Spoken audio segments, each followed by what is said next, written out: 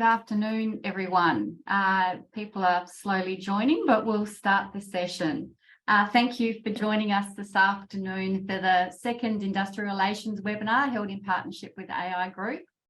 Today's webinar will provide information and detail the relevant steps and processes for making an enterprise agreement. Once again, we are joined by Brooke West, Senior Associate with AI Group Workplace Lawyers, who will present today's webinar. Welcome, Brooke. For those that missed the first webinar, the recorded webinar and all the fact sheets are available on the AUSVEG website. The recording of this webinar and the associated fact sheets will also be available shortly. The next webinar is scheduled for the 4th of April and the topic will be Respect at Work. We will take questions at the end of today's session if there is any time, but please feel free to add the questions into the chat and we can make sure we address these in the fact sheets. One last item before I hand over to Brooke. AUSVEG is conducting a survey on the proposed changes to the PALM deed and guidelines. I ask any growers participating in today's webinar to make sure that you do the PALM survey so that we can appropriately put a submission in to keep any of the proposed improvements and maintain flexibility in the scheme. The link to the AUSVEG PALM survey is in our weekly update, or you can contact me directly. The survey closes at 5 p.m. tomorrow. With no more ado, I'd like to hand over to Brooke. Thank you, Brooke. Thanks very much, Lucy. And again, yes, thanks for everyone for joining us again today. Welcome back for briefing 2 in the series of our presentations that we'll be holding. As Lucy's let you all know, by popular vote, today we'll be presenting on enterprise agreement making and providing a bit of a crash course on the requirements and processes involved in bargaining for an enterprise agreement. Today may serve as a useful session for those growers who are concerned by the recent changes to enterprise bargaining streams and would like some further information on the processes involved in bargaining for an enterprise agreement, or for those growers who may have a zombie agreement set to sunset as a result of the recent changes in the Secure Jobs Better Pay Act, as we discussed in our last briefing. You may be considering your options, including whether to bargain for a new enterprise agreement. And this may be a welcome refresher. So wherever you fall on the spectrum, I hope today's session will be just as useful for everyone. So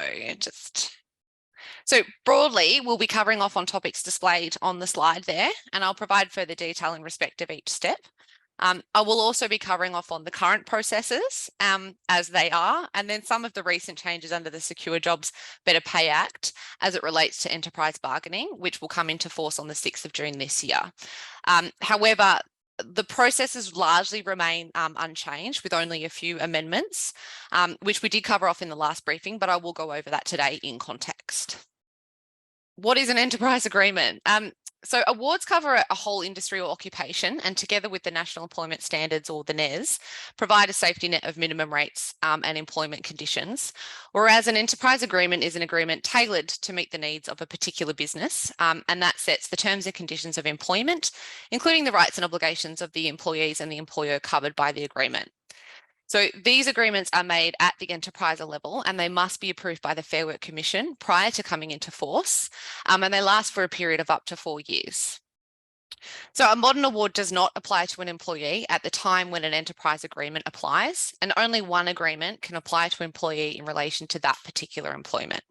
However, an employee can be covered by both a modern award and an enterprise agreement, but only one instrument can apply to the employee in relation to that particular employment at a particular time. So an enterprise agreement can be made under the Fair Work Act by any national sister employer who is covered by the National Workplace Relations System. So currently under the Fair Work Act, there are two main types of enterprise agreements which can be made, and it depends on the circumstances of the workplace. So we have the single enterprise agreement, which can be made by a single employer or 2 or more employers who are a single interest employer. So those with a joint venture or a common enterprise, such as a franchisee, for example. The multi-enterprise agreements, which is a term you probably recall from our last session, This is currently the low paid bargaining stream, and it's available to enable low paid employees who have not historically participated in enterprise level collective bargaining. And the Fair Work Commission can make a low paid authorisation to allow access to that stream. And then thirdly, there's a type called the Greenfields agreement, and this type of enterprise agreement can be made as a single or a multi-enterprise agreement, but it's applicable to the a genuine new enterprise that yet to engage employees. So the rules for these types of agreements do differ from the single enterprise agreement and the multi-enterprise agreements. And for the sake of relevance, I won't be focusing too much on this type of agreement today.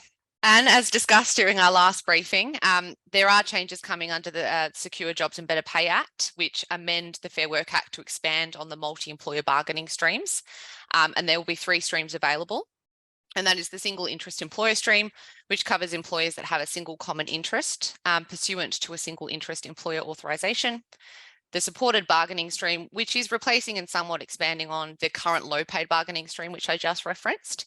And then the cooperative workplace agreements, which will replace the previous, what we now know as multi-enterprise bargaining provisions, but that retains the requirement of the employer consent for multi-enterprise bargaining. So currently at the moment, multi-enterprise bargaining is can't be forced. That is going to stay the same. And that change is operative from the 6th of June. So that takes us to starting the bargaining process. So under the Fair Work Act, there are a number of key steps which must be completed during bargaining, approval and the lodgement process. So under the Fair Work Act, the Fair Work Commission has been given the power broadly to regulate the bargaining process, ensuring compliance with good faith bargaining requirements. And broadly, the steps on the screen there detail or summarise the agreement making and bargaining process, and they are: bargaining commences. The step is then to issue something called the Notice of Representational Rights. The third step is bargaining representatives are selected, and then bargaining occurs. Then once you have an appropriate agreement, voting occurs, and then the agreement is lodged with the Fair Work Commission for approval. And then the Fair Work Commission approves the enterprise agreement subject to certain requirements being met. So bargaining for both single enterprise agreement and multi-enterprise agreements commence at the notification time. And the definition for the notification time is different for each type of agreement. But the notification time for a single enterprise agreement is when an employer agrees to bargain or initiates bargaining for an agreement, or in circumstances where an employer or grower does not agree to bargain, but is compelled to do so because of something called a majority support determination or a scope order. Once bargaining has commenced, because the notification time has been triggered, an employer then must take all reasonable steps to give the notice of the right to be represented by a bargaining representative. That's a mouthful. Commonly given the acronym of the NER. In order to bargain, all parties are entitled to appoint and then be represented by a bargaining representative. So what constitutes an agreement to bargain or initiate bargaining is not actually defined in the Fair Work Act. And in considering the definition of the term, the Fair Work Commission has applied conventional contractual principles and determined that an employer may agree to bargain or initiate bargaining either expressly through oral or written communication, or it could be by inference through an employer's conduct. So the Fair Work Commission has held that an employer's agreement to bargain can be attributed by a single event, which happens at a particular point in time. And so once an employer has agreed to bargain, it is not necessary for an employer to continue to maintain its agreement in order to be regarded as having agreed. And so consequently, if a grower did decide to cease negotiating for an enterprise agreement, for instance, it could be that the agreement no longer suits your interests.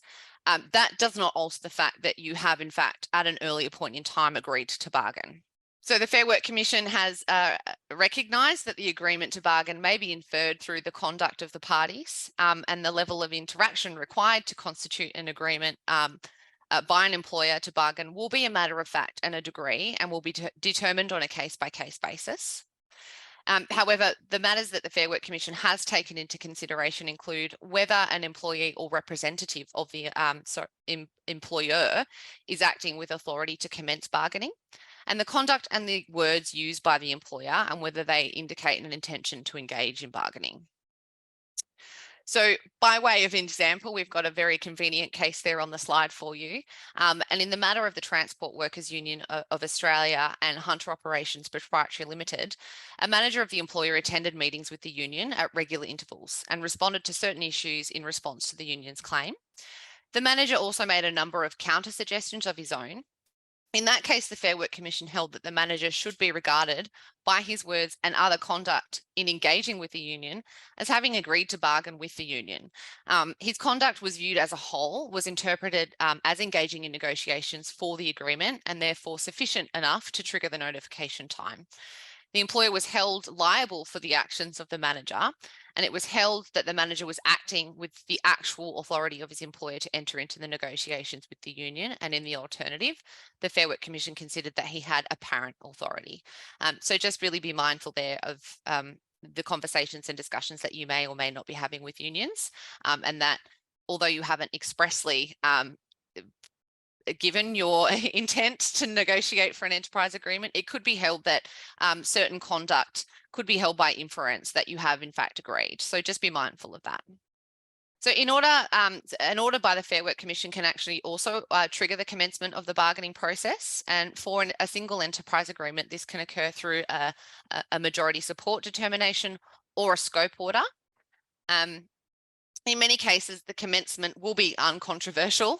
If, however, a majority of the employees want to bargain for an enterprise agreement and you refuse, the employees can request that the Fair Work Commission make something called a majority support determination, which if granted, will effectively force a grower to commence bargaining.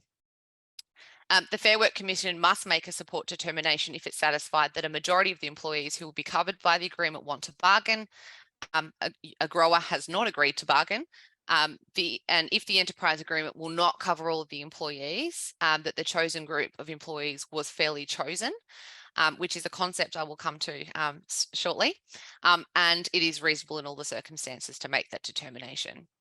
So once a majority support determination is made, it triggers the notification time. So again, the changes in relation to the single enterprise bargaining, the Secure Jobs Better Pay Act provides that an employee bargaining representative will no longer require a majority support determination to initiate bargaining in relation to an existing agreement, provided that certain circumstances apply. And a bargaining may also be initiated in the the new multi-employment agreement stream through the mechanism of either a single interest employer authorisation or a supported bargaining authorisation. I don't propose to revisit those processes in great detail today, as we have covered that ground in our previous briefing and we are limited to time today. However, the key points on the slide are there, and I encourage growers to revisit the summary sheets, which we provided at the end of our last briefing, to perhaps refresh your memory on the detail of that particular authorisation and how you can be compelled to commence bargaining. So moving on to scope orders. So the scope or coverage of a proposed enterprise agreement is a matter that can itself be the subject of bargaining for a proposed agreement. Bargaining can commence or be initiated even though the parties to the bargaining process are in disagreement about the scope of the proposed agreement. So where a grower does not agree with the proposed scope at the notification time, it can proceed to bargain on the basis of a broader scope, noting that you could be entitled to continue to bargain over the scope during the negotiation or apply for a scope order. And circumstances can arise where a grower might agree to bargain with a particular scope, and during the bargaining, you agree to a broader scope. So the subsequent agreement to bargain for a scope triggers a new notification time, and I'll go through that now. So the bargaining representative may apply to the Fair Work Commission for a scope order if it has concerns that the bargaining is not proceeding efficiently or fairly, and it considers that the agreement will not cover appropriate employees or will cover employees that it is not appropriate for the agreement to cover. The bargaining representative may only apply for a scope order if it's taken all the steps to give written notice setting out the concerns regarding the scope, has given the relevant bargaining representative on the other side a reasonable time within which to respond to those concerns, and it considers that the relevant bargaining representative has not responded appropriately to those concerns.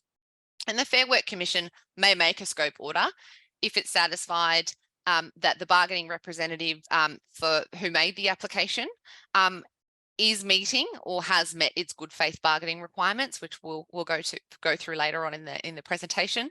The making of the order will promote the fair and efficient conduct of bargaining. The group of employees who will be covered by the agreement proposed to be specified in the scope order was fairly chosen. Again, a concept we'll get to, and it is reasonable in all the circumstances to make the order. So a scope order will effectively, it will affect the coverage of the agreement, specifically the classes or groups of employees to be covered. And when deciding whether the group of employees will be covered by the agreement was fairly chosen, the Fair Work Commission takes into account whether the group is geographically, operationally or organisationally distinct, which again, I will cover off in greater detail shortly. The date that a scope order comes into operation becomes the new notification time for issuing the notice of the employee representational rights.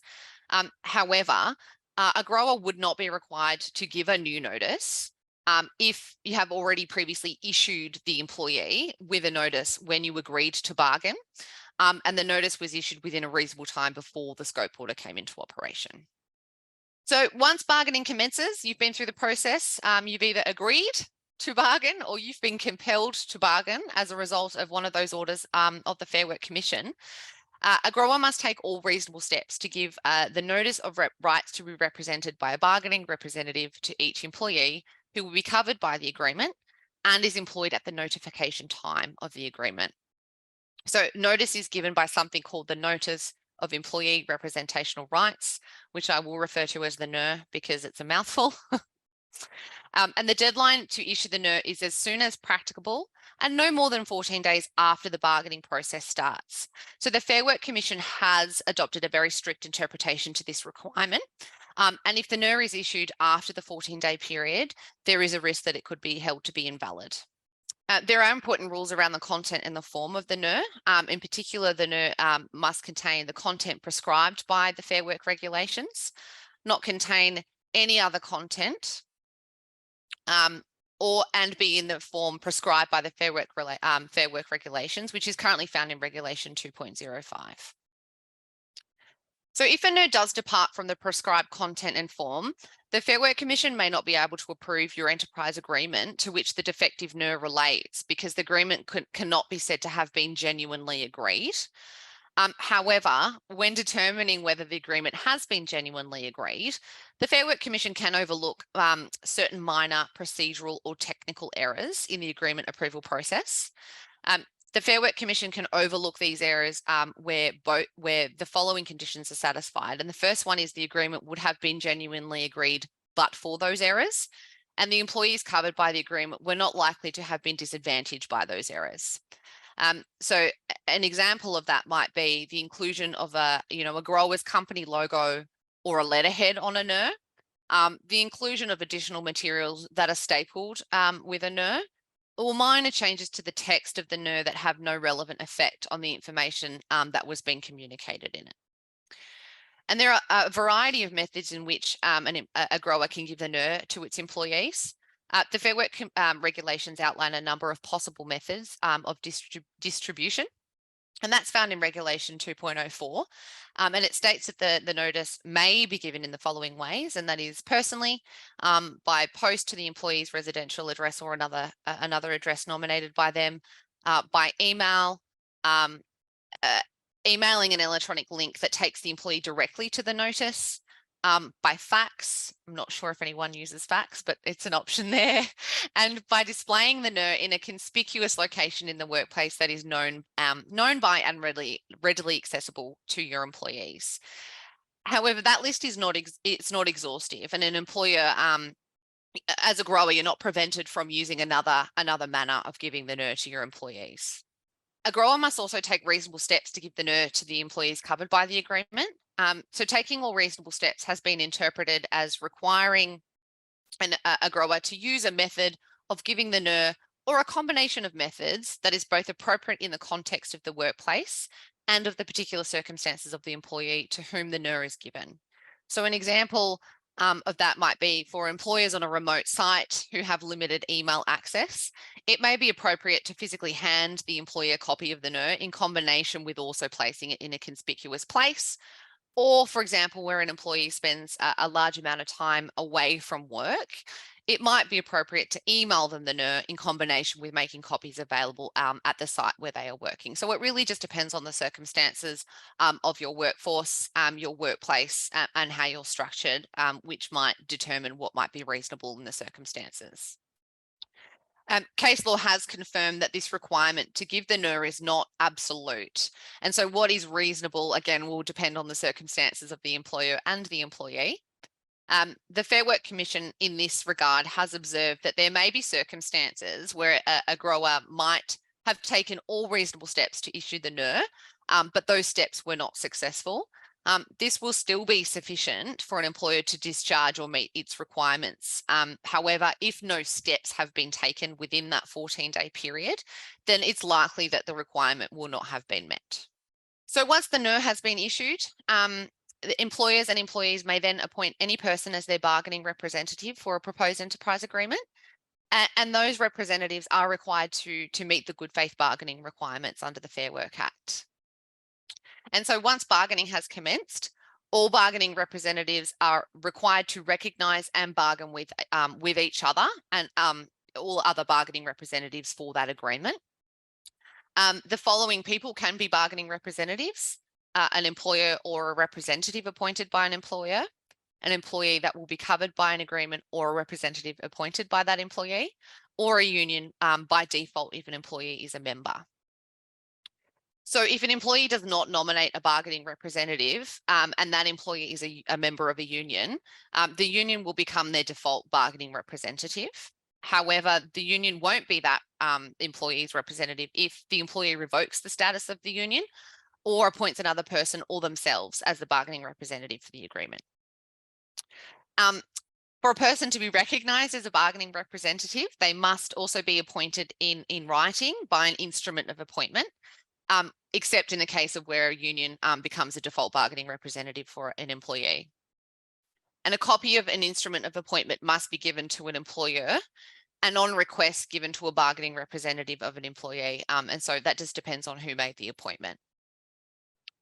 The appointment comes into force on the day specified in the instrument of appointment. And the appointment may be revoked by written instrument. And so there is no limitation on the Fair Work Act on when a person may appoint or change or revoke the appointment of a bargaining representative. So bargaining representatives may remain the same throughout the bargaining process, or you may find there's a bit of chop and change. So this brings me to the enterprise agreement itself, including the types of terms that can, must, or cannot be included in an enterprise agreement. And I also cover the relevant content of the agreement, which will be relevant and key for the successful approval of your agreement. So the Fair Work Act sets out matters which are permitted to be included in an enterprise agreement. And a term in an enterprise agreement has no effect to the extent that it is not a term about a permitted matter. However, it's important to note that the inclusion of that term does not actually prevent the Fair Work Commission from approving the agreement, so long as it's not unlawful. So enterprise agreements may deal with permitted matters as they're defined in the Fair Work Act, and that includes matters pertaining to the relationship between the employer and the employees who will be covered by the agreement. So this includes wages and allowances, hours of work, leave and leave arrangements, staffing levels, etc. And as of the 7th of December, because of the amendments made from the Secure Jobs Better Pay Act, special measures to achieve equality can be permitted matters. So, for example, a term which requires an employer to offer a set number of positions to people with a mental or physical disability. However, if the special measure would be unlawful under anti-discrimination law, it still may be an unlawful term and so not permitted. Matters permitted to the relationship between the employee and the unions that will be covered by the agreement is a permitted term. So that includes terms about union training leave, providing the employees to have paid time off to attend union meetings, all that provide for union involvement in dispute settlement procedures. The next is terms about deductions from wages authorised by an employee who will be covered by the agreement. It's important to note, however, those terms won't have effect if they benefit you as a grower and they are unreasonable in the circumstances. And if the employee is under 18 years, the term allows that deduction without a parent or guardian's agreement. And lastly, a permitted term is how the agreement will operate.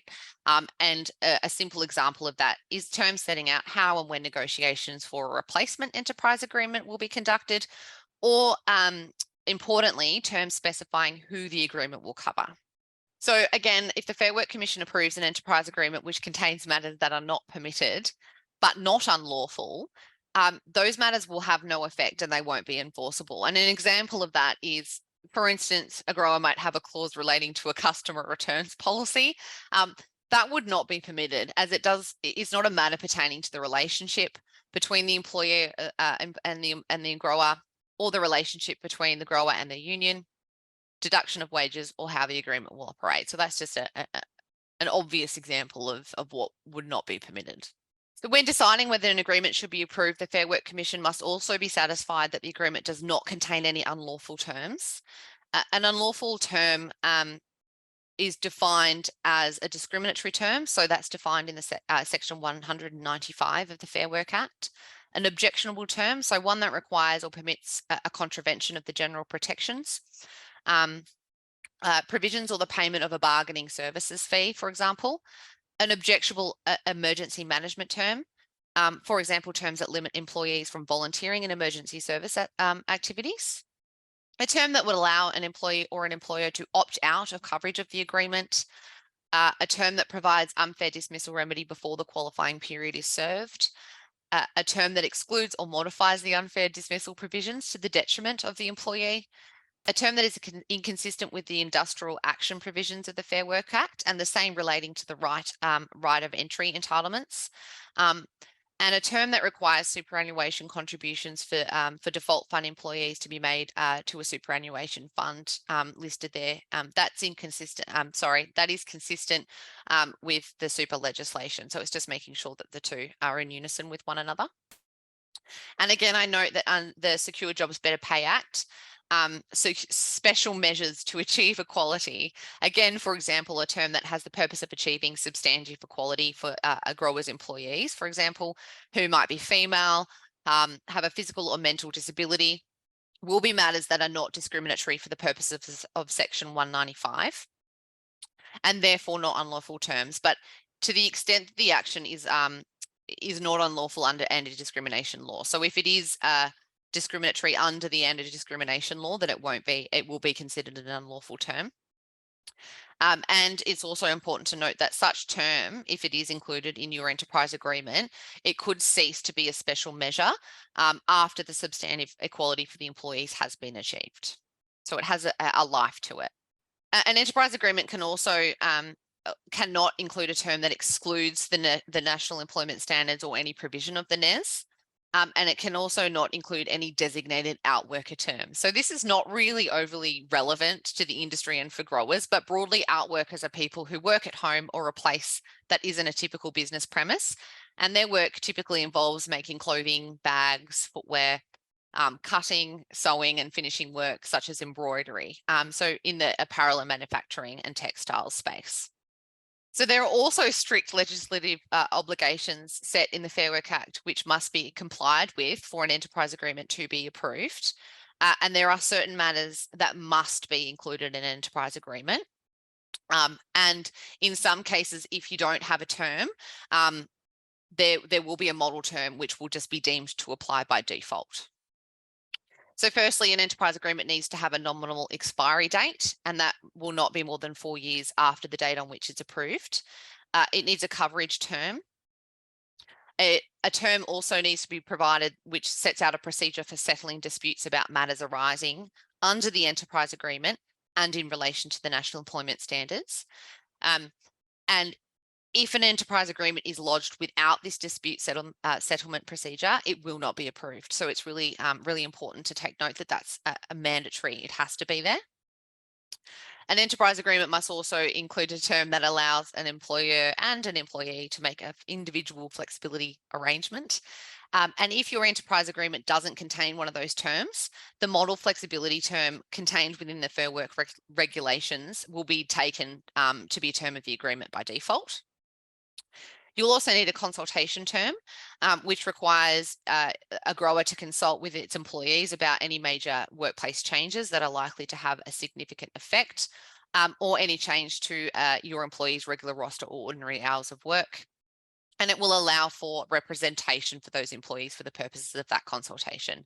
Again, if an agreement does not include a valid consultation term, the Fair Work Commission will just adopt the model consultation term, which is again found in the Fair Work regulations.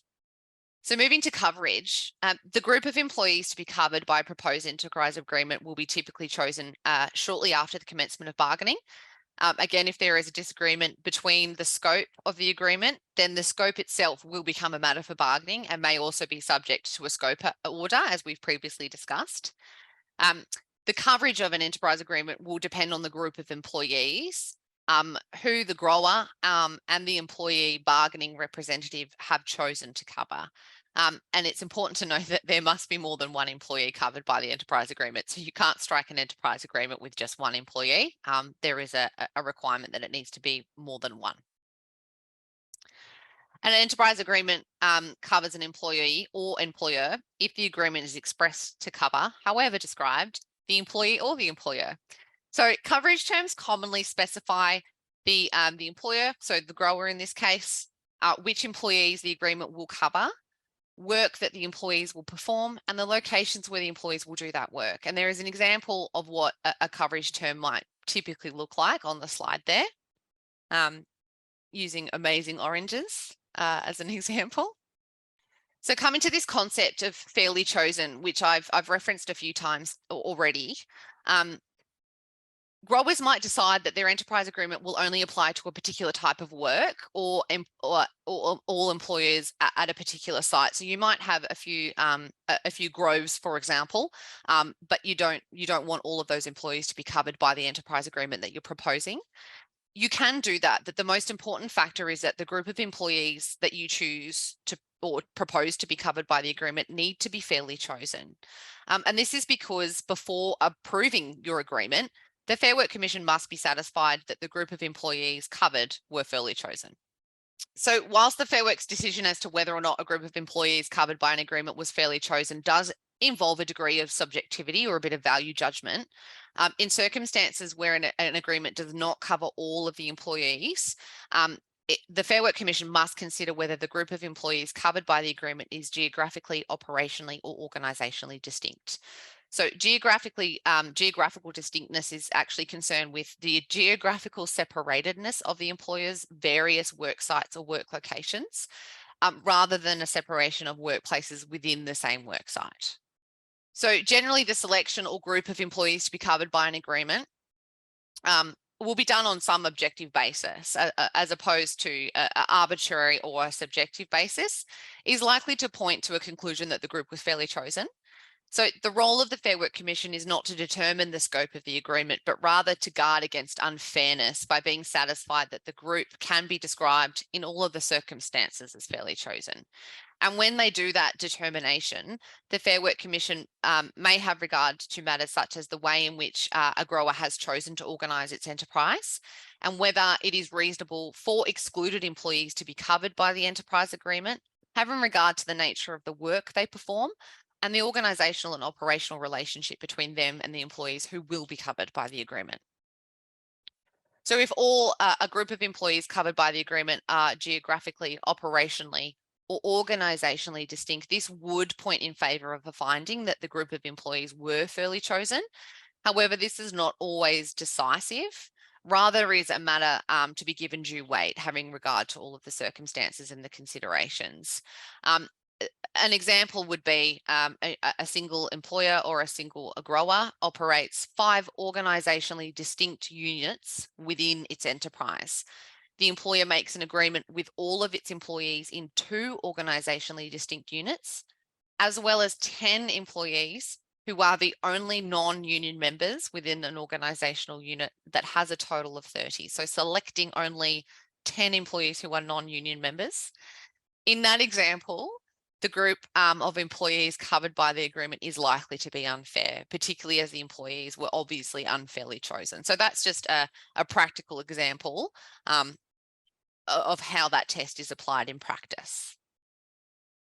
Additional requirements. So employers who engage shift worker, piece workers and school-based apprentices and out workers should consider the additional requirements set out in the Fair Work Act.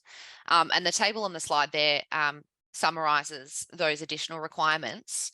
The first being the definition of a shift worker for the purposes of the NES. So a provision will need to be included in an agreement if a modern award that is in operation and covers an employee defines or describes the employee as a shift worker for the purposes of the NES.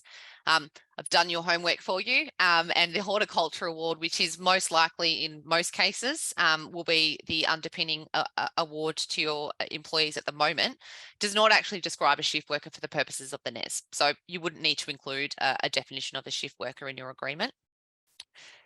The next one is very relevant. It's a relevant term for growers because it does involve piece workers.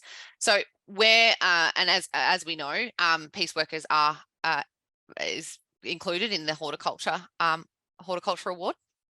So where an enterprise agreement does not include a term that defines an employee as a piece worker, and a modern award covers the employee does include such a term, so the horticulture award as an example, the Fair Work Commission must be satisfied that the effect of not including that term in the agreement is not detrimental to the employee in relation to its entitlements under the NES. And that also operates in the reverse. So where an enterprise agreement does include a term, but the agreement, the award, does not, they still need to adopt the same kind of test. And lastly, school-based apprentices and school-based trainees. There's a requirement there that if an enterprise agreement contains a loading to be paid to those employees in lieu of annual leave or personal leave, carers leave, and paid absences for public holidays, and the modern award that covers that employee provides for the employee to be paid the loadings, then the Fair Work Commission must be satisfied that the amount or the rate of the agreement or loading is not detrimental. Moving on to the NES, as you may be aware, the National Employment Standards are a minimum employment standard that apply to all National Assist employees, and that is regardless of whether what industrial instrument applies. So whether you have an enterprise agreement or not, the NES is still there. It's instilled in the Fair Work Act. And so while an enterprise agreement cannot exclude a NES or any provision of the NES, it's actually not necessary for an enterprise agreement to expressly include each NES entitlement. However, you can include terms that are ancillary or incidental to employee entitlements under the NES or supplement it as long as they're not detrimental to the employee. So you can provide more favourable entitlements to those that are provided in the NES. And an example of ancillary or incidental might be a term which allows an employee to take twice as much annual leave at half pay, or when payment for annual leave is made, and a supplementary term might include increasing the amount of annual leave entitlement or paying an annual leave or carers leave at a higher rate than prescribed by the NES. It is important to note that there's an increasing proportion of enterprise agreements currently requiring undertakings to address deficiencies and it impacts on the time that the Fair Work Commission takes to finalise applications for approval of agreements. And many of these undertakings that are requested by the Fair Work Commission really relate to entitlements that are inconsistent with or less beneficial than the NES. So in order to reduce delay in the approval in connection with NES-related undertakings, it might assist growers to consider including the NES precedent term in their enterprise agreement, which provides that where there is an inconsistency, more generous entitlements under NES will prevail in over the provisions of the agreement. So there's an example of what that term might look like there on the slide. Moving now to rules about base rates of pay. The base rates of pay in an enterprise agreement are subject to certain rules set out in the Fair Work Act. If an employee is covered by a modern award, the base rate of pay for an employee in the enterprise agreement cannot be less than the base rate of pay than that employee would receive under the modern award. Or if the employee is not covered by an award, it cannot be less than the national minimum wage. So if the base rate is in fact less, the enterprise agreement will have effect as though the agreement rate were equal to the award rate or the minimum wage. And so there's an example there provided on the slide where, for example, the rate of pay of an employee engaged as a vegetable picker under the terms of an enterprise agreement of a grower is $748.40. Under the horticulture award at the time, the comparable skill level for a vegetable picker is level 1, and the minimum weekly wage was $753.80. So therefore, the employee must be paid the $753.80, even though the enterprise agreement says the employee should be paid $748.40. So that's just in practical terms how that would operate. Moving on to the better off overall test, or commonly referred to as the BOOT. And if an application is made to the Fair Work Commission, it must approve the agreement if certain requirements are met. And one of those requirements is that the agreement meets the better off overall test. The better off overall test requires the Fair Work Commission is satisfied at the test time of approval that each award covered employee and each prospective award covered employee would be better off overall if the agreement applied to the employee than if the relevant modern award applied to the employee. So it's a bit of a mouthful, but the better off overall time is applied at the test time. And so the test time is when the application for approval for the agreement was made. And the BOOT is applied as not as a line-by-line analysis and does not require the Fair Work Commission to inquire into each employee's individual circumstances. It is a global test requiring consideration of advantages, disadvantages to the award cover employees and the prospective award covered employees. And because of this, an agreement may pass the BOOT test even if some benefits have been reduced, as long as the overall reductions are more than offset by the benefits of the agreement. So it requires the identification of agreement terms which are more beneficial and then less beneficial compared to the terms of the modern relevant award, and then an overall assessment is made as to whether the employee would be better off overall. And so the BOOT will require the Fair Work Commission to assess every term in the agreement that is more beneficial and less beneficial, whether the agreement restricts how an employee may access any entitlement, whether there are any additional entitlements in the agreement, and whether any award entitlements are not included in the agreement. So if the Fair Work Commission believes that your agreement may believe that your agreement may fail to meet the BOOT, it may ask you for further information for them to assess your agreement. It may ask for formal submissions in writing, invite you to provide an undertaking, or dismiss your application, and in which case you'll need to start your bargaining all over again. So undertakings are commonly given by employers to assist with a concern that an agreement does not meet the BOOT. And the Fair Work Commission may only accept a written undertaking from an employer if it's satisfied that the undertakings meet the concern and it's not likely to cause financial detriment to an employee covered by the agreement or result in substantial changes to the agreement. The Fair Work Commission must seek the views of the bargaining representatives before accepting an undertaking. And if an undertaking is accepted, the term of that undertaking is taken to be a term of the agreement and operates to either modify or exclude the operation of the particular term as a result of the finding that the agreement does not pass the BOOT. So the BOOT will principally turn on a mathematical exercise where the terms of the agreement are compared to the underlying modern award by reference to the employee's remuneration or base rate of pay. The monetary benefits for comparison ordinarily will include the base rate of pay for ordinary hours of work, penalties for overtime, weekend work, shift work and public holidays, allowances and casual loadings as an example. And so what might conducting an assessment look like in practice? As a first step, compare the percentage rates between the award and the proposed agreement for each classification if necessary. Set out on the slide there in the first table as an example, comparing two proposed agreements under the base rate for the award as a percentage. The Fair Work Commission is concerned with the dollar value of rates. So it will be useful in terms of your BOOT analysis to set out the dollar value of each hour worked, and that is conveniently set out in table 2. So it translates the percentage to a dollar value. And you can see there, the provision will only be less beneficial for the purposes of the BOOT if it provides an employee with a lower dollar value. So in the example in the second table there, you can see that agreement A would not pass the BOOT but Agreement B would. And that is the case even though, penalties as a percentage of the base rate are both less than the award. So you can see there why it's really valuable to do a side-by-side analysis, because even though you might have a percentage that's less, you still might actually be seen to be passing the boot because the dollar value is represented. Another practical example, it might be including the assessment of overtime. And so since the introduction of the overtime rates payable to casuals in the horticulture award, a grower might seek to provide for terms to overcome the impracticalities of the 8-week period within which is limiting the number of hours a casual employee can work during busy harvest periods without attracting overtime. So for example, a grower might lodge an application for an enterprise agreement, and the relevant modern award, which is the horticulture award, the agreement offers a rate of say 10% above the minimum, the award minimum. Under the proposed agreement, casual employees are entitled to overtime for each hour worked in excess of 14 hours per engagement, or 400 hours over a 4-week period, 8-week period rather. So why might this not pass the boot?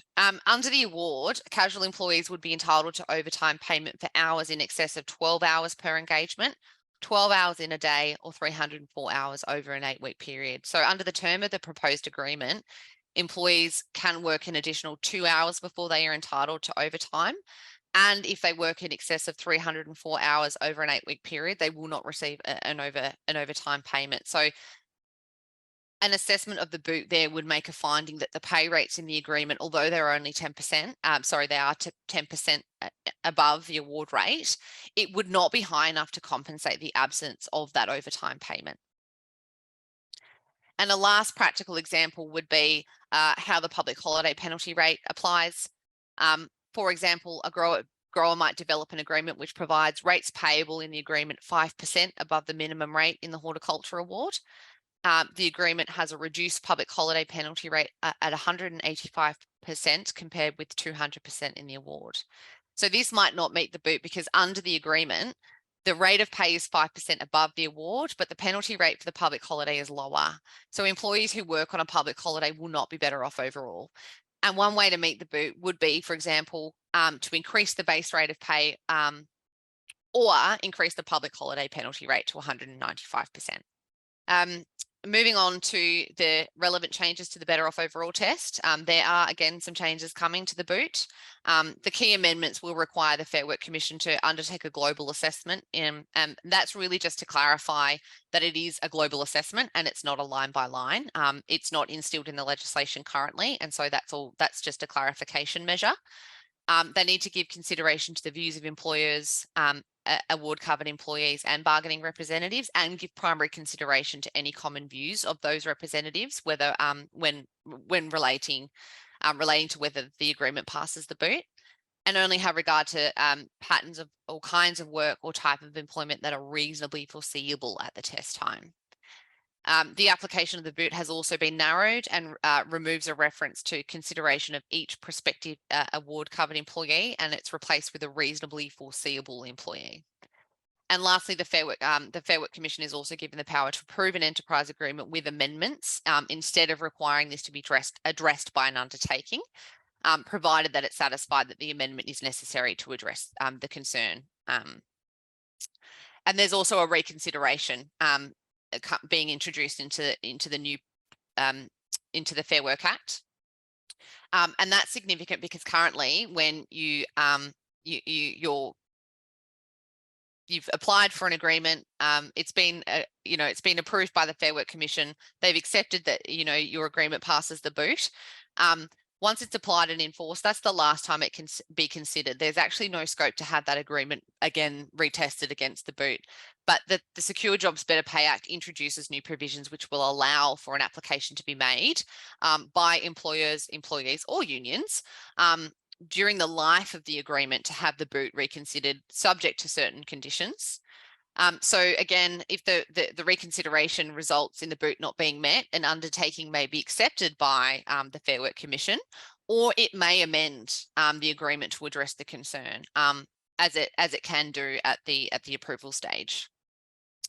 If the Fair Work Commission does form a view that it needs to make a retrospective change, it must.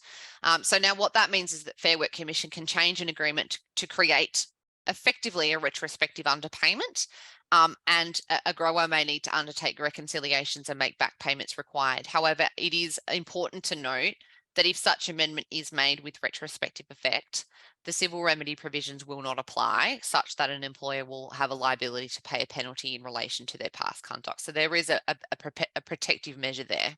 Moving on to good faith bargaining, those involved in the bargaining process, including bargaining representatives, are required to bargain in good faith. And so the Fair Work Act sets out good faith bargaining requirements, and that is set out in section 228. And to meet the good faith bargaining requirements, a representative must attend and participate in meetings at reasonable times, disclose relevant information, respond to proposals made by other bargaining representatives in a timely manner, give genuine considerations to proposals of other bargaining representatives, and give reasons for responses. Refrain from capricious or unfair conduct that undermines freedom of association or collective bargaining, and recognise and bargain with other bargaining representatives for the agreement. The good faith bargaining requirements don't require that representatives make concessions during bargaining for the agreement, or to reach agreement on terms that are to be included in the agreement. So the good faith bargaining requirements are generally self-explanatory. They are designed to facilitate agreement making and assist in bargaining representatives to bargain effectively, and they aim to ensure that all representatives act in an appropriate and productive manner. But they don't require a bargaining representative to make concessions. So you can still meet your good faith bargaining requirements while also adopting a hard line. So if there isn't an ability of parties to reach an agreement, that's not evidence that the party is not meeting the good faith bargaining requirements. So it is anticipated that most bargaining representatives will bargain voluntarily and cooperatively without the need for assistance or intervention from the Fair Work Commission. But in the occasion where this is not occurring, the Fair Work Act provides mechanisms for the Fair Work Commission to facilitate bargaining and, where necessary, make orders. A failure to comply with good faith bargaining is not actually unlawful on its own. However, a failure to observe those requirements can lead to a bargaining representative seeking a bargaining order, seeking to have a bargaining dispute dealt with, or in some circumstances, a serious breach declaration, in circumstances where either one of those two orders have been breached. So a bargaining order must be made by a representative and can only be made if one or more of the bargaining representatives are not meeting their good faith bargaining requirements, or the bargaining process is not proceeding efficiently or fairly because there's multiple bargaining representatives for the agreement. Before making that application, the representative must give a formal written notice to the other representative, setting out their concerns and the breaches and how the bargaining process is not proceeding efficiently as a result. The bargaining representative receiving that notice must be given an appropriate time to respond to those concerns before applying for the bargaining order. So if the Fair Work Commission does grant an order, the order must specify the action to be taken and the requirements imposed on the bargaining representatives in order to meet its requirements under the good faith requirements. The requirements imposed on the representative not to take action that could be capricious or unfair, or any other such matter or actions that it considers appropriate. And now a person whom a bargaining order applies must not contravene a term of that order. That is a civil remedy provision. A bargaining representative may also apply to the Fair Work Commission for a serious breach declaration in relation to the agreement. Generally, a serious breach declaration is only available where there's serious and sustained contraventions of a bargaining order that significantly undermine the bargaining process. So if an application for a serious breach declaration, it must be accompanied by a copy of each of the bargaining orders in relation to the agreement which the applicant alleges has been contravened. So the orders that we've just talked about, they're being breached, they need to attach that to the application. And the Fair Work Act also provides for other ways for representatives to deal with disputes or issues that arise with the bargaining process. A representative can make an application to the Fair Work Commission to deal with a dispute about the agreement. So applying to the Fair Work Commission to deal with a bargaining dispute can be a way to advance negotiations if representatives have reached an impasse or a deadlock, although it's not necessary for that to be the case before seeking the Fair Work Commission's assistance.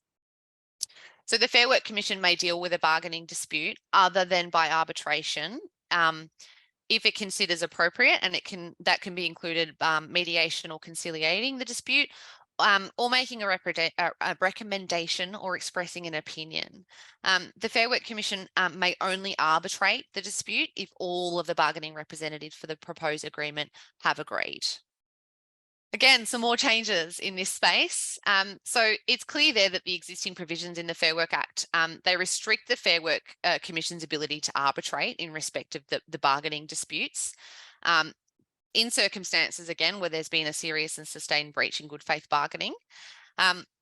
So under the Secure Jobs Better Pay Act, the Fair Work Commission has been given a broader power to make intractable bargaining declarations, subject to certain conditions being met. And once those thresholds have been met, the Fair Work Commission can then issue something called a bargaining declaration. The Fair Work Commission can give the parties a further window if it thinks appropriate for them to try and reach an agreement called a post-declaration period. But if there is no agreement ultimately reached between the parties in that post-declaration period, the Fair Work Commission can then proceed to arbitrate. So effectively decide the matter in dispute, which could result in the Fair Work Commission actually setting the terms and conditions of the agreement that are subject of the dispute. The Fair Work Commission can't issue one of these declarations unless more than 9 months have passed since the agreement to bargain for a new enterprise agreement. So there is a 9-month period of bargaining that will have to have occurred before a party can make such an application. And this change comes into operation again on the 6th of June 2023, so this year. So when you've been through your bargaining and everyone's come to an agreement, the employer may then put the proposed enterprise agreement for a vote to its employees to be covered. Before you do that, a grower must comply with certain requirements set out in the Fair Work Act. The access period for a proposed enterprise agreement is a 7-day period ending immediately before the start of the voting process to approve the enterprise agreement. So that's a bit mind-bending. So I've put an example there on the slide there for you, just so you can see how that actually operates in practice. And so during this access period, a grower must ensure that all employees at the time of the vote and who will be covered by the agreement are given a copy or have access to the written text of the agreement, so a copy of the agreement, and then any other material incorporated by reference into the agreement. A grower must also take reasonable steps to notify the employees at the start of the access period, the time and place at which the vote will occur and the voting method that will be used for the vote. And you also must take reasonable steps to ensure that the terms of the agreement and the effect of those terms are explained to employees, and that the explanation is provided in an appropriate manner having regard to the circumstances and the needs of the employees. For example, taking into account culturally diverse backgrounds, you might need to tailor the communication method and the standard of the communication to respond to those particular needs. So then an employer may then request the agreement to be approved and the employees to vote for it. The employees who can participate in that vote must be employed at the time of the vote and covered by the proposed agreement. This request to vote must not be made, until at least 21 days after the employees were given the no, and the employees must be given at least 7 days notice. The Fair Work Act doesn't actually prescribe a particular voting method. It does contemplate that a vote would occur by ballot or by electronic method or by some other method, but some common voting methods are attendance voting, so a ballot form or a ballot box. Sometimes you do a show of hands at a meeting, that is sufficient. Postal voting, so completing a ballot form, online voting by completing an electronic ballot form, telephone voting, so phoning a telephone number and voting by using an interactive voice response or by calling a yes phone number or a no phone number.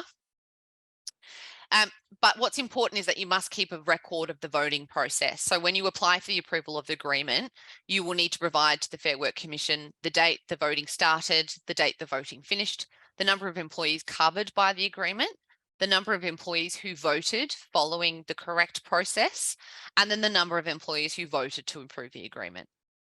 So an enterprise agreement is considered made if a majority of the employees who cast a valid vote approve the enterprise agreement.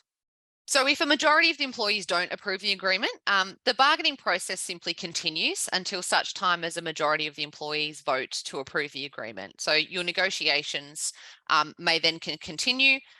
You can come to a proposed agreement and then put another one to vote. So the Fair Work Act doesn't limit the number of times a proposed agreement can be put for a vote, but each time an enterprise agreement is put to a vote, the relevant requirements regarding the voting process, so what I've just been through, they must be met. So the access period starts again. You need to follow those processes. So once an enterprise agreement has been agreed, an application must be made to the Fair Work Commission for approval, and it must be done within 14 days of the agreement being made. An application for the approval must include a signed copy and a dated copy of the agreement, a completed and signed application form, it's called a Form 16, and a completed and signed declaration by a grower in support of the agreement, and that's a Form 17. There are attachments that need to be included in the Form 16 and Form 17, and if you have any interest in familiarising yourself with those forms, they are available on the Fair Work Commission website. So your F17 must include a copy of the NER that you provided to your employees, a copy of the materials that you provided to your employees to notify them of the time and the place at which the vote was occurred and the method that was to be used, the copies of the material that you used to explain your employees that the terms of the agreement and the effect of those terms. It's important to note that a statement by a grower will not be enough to satisfy that requirement. And so to help show that you have met that requirement, you should think about providing evidence of how the terms and the agreement and the effect of those terms were explained to the relevant employees, copies of any comparison, for example, between the agreement and the relevant modern award that you've done, and evidence of how the explanation was provided in an appropriate manner. So only a bargaining representative can apply for the approval of an enterprise agreement. So this means it can be lodged by an employer, a bargaining representative for the employer, a bargaining representative for an employee, or an employee organisation such as a union. And once that's been done, a grower will need to be, must notify the employees that will be covered by the agreement that an application has been made to the Fair Work Commission for approval of the enterprise agreement. So once an application has been lodged with the Fair Work Commission, the enterprise agreement needs to meet certain requirements, and they are set out in section 186 and 187 of the Fair Work Act. If they are met, then the Fair Work Commission must approve the agreement. You can see there on the slide that 186 and 187 really conveniently brings together all of the content that we have covered today. So the agreement must have been genuinely agreed. It must cover the employees who the employer chose in a fair way. It must pass the Better Off Overall test. It must have a correct nominal expiry date, include a dispute settlement term, does not include any unlawful terms, does not include any designated outworker terms, includes the mandatory terms, and meets the particular kinds of employees. So that is your shift workers and the piece workers that we discussed earlier. It also needs to be consistent with the good faith bargaining if a scope order is in place. So that's only if a scope order has been provided by the Fair Work Commission. And lastly, it also is not to include any terms that are unlawful or designated outworker terms. So as discussed during the boot, if the Fair Work Commission has any concerns that your agreement does not meet the requirements of section 186 and 187, they can accept a written undertaking that meets the concerns to approve the agreement. And the Fair Work Act does set out various requirements as to how the Fair Work Commission may proceed in considering whether to approve an enterprise agreement. The Commission may inform itself in relation to any matter before it in such a manner that it considers appropriate, such as by holding a hearing. However, most enterprise agreement approval applications are dealt with without holding a hearing and on the papers. So if the Fair Work Commission approves an enterprise agreement, a copy of the Fair Work Commission decision and the approved enterprise agreement must be published and include certain information. So a failure to comply with the agreement making requirements under the Fair Work Act could lead to a refusal to approve an enterprise agreement. And so the Fair Work Commission may refuse to approve an enterprise agreement for a number of reasons, and that could be the pre-approval requirements were not met. So that really goes to whether something was genuinely agreed. So you need to make sure that you've done the NER properly, that during the notification time, during the notice period, which you give employees the information about the agreement, etc. They may also refuse it on the basis that employees were not fairly chosen, the agreement does not pass the boot, or that undertakings that were offered would result in a financial detriment or substantial change, so they're not actually able to accept the undertaking that was provided. Now, if the Fair Work Commission does refuse to approve your enterprise agreement, a copy of the decision is published. And if an agreement is refused on the basis that proposed undertakings would result in substantial changes to the agreement, this doesn't mean that your enterprise agreement with such changes can't be approved. What you could do as a grower is consolidate the original agreement and the undertakings into a proposed new agreement, and then immediately recommence the process under the Fair Work Act for making a new enterprise agreement. So it's not the end of things if the Fair Work Commission does ultimately decide to refuse to basically accept it. So finally, we end on the recent changes that are operative from the 6th of June this year, and that relates to the enterprise agreement approval process. So broadly under the Secure Jobs Better Pay Act, the strict pre-approval requirements for an enterprise agreement under the Fair Work Act, which we've just been over, are being repealed and replaced with a broad discretion given to the Fair Work Commission to determine that an agreement has been genuinely agreed to. So to accompany this, there will be a general requirement on the Fair Work Commission to publish a statement of principles setting out guidance about what is required in order to ensure genuine agreement. And in determining whether an enterprise agreement has been genuinely agreed, the Fair Work Commission must consider the statement of principles on genuine agreement, the employees requested to approve the agreement, have to have a sufficient interest in the terms of the agreement and are sufficiently representative. So that means that the Fair Work Commission will have to be satisfied that the cohort of employees covered by or who voted on the agreement are sufficiently representative of the cohort that are going to be covered by the proposed agreement. So an example would be you can't have struck an agreement with a small number of employees or a limited number of classifications if the agreement itself is going to cover a much larger group of workers of a much broader range of classifications. The Fair Work Commission is also going to be given broader powers to disregard minor procedural or technical errors made in relation to the pre-approval requirements in assessing whether an agreement has been genuinely agreed. So in January 2023, so January this year, the Fair Work Commission commenced its consultation process relating to the development of a statement of principles, and that is expected to be finalised in June this year.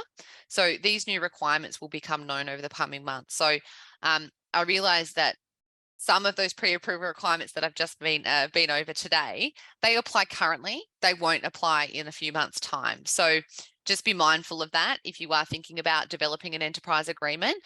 There are potentially two sets of considerations that you might need to have. And I do encourage growers, if you have an interest in understanding what the statement of principles on genuine agreement might look like, do visit the Fair Work Commission website. They have a page that's dedicated to the statement of genuine principles on genuine agreement. And whilst they're not finalised, it might give you a bit of a sense of what's to come and what's expected. So it is still open to the consultation process, and associations and unions and the like are being provided an opportunity to comment on the proposed statement of principles. So it could change, but definitely hop on the website and have a look.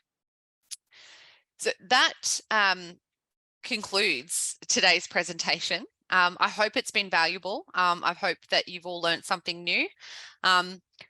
Thanks for joining us today. Our next presentation will be on the 4th of April, and I hope that you can join us for that one. As Lucy said at the beginning of today's session, that will be on the recent changes at the Respect at Work bill. Thank you very much, Brooke. That was, you can have a rest now. That was a lot of information in there. It was very thorough. I know I will certainly be watching the recording again because I know I didn't absorb all of that information. And we'll also have the fact sheets available as well. So thank you everyone for participating in the webinar today, and we'll see you back again on the 4th of April. Thank you. Bye. Thanks.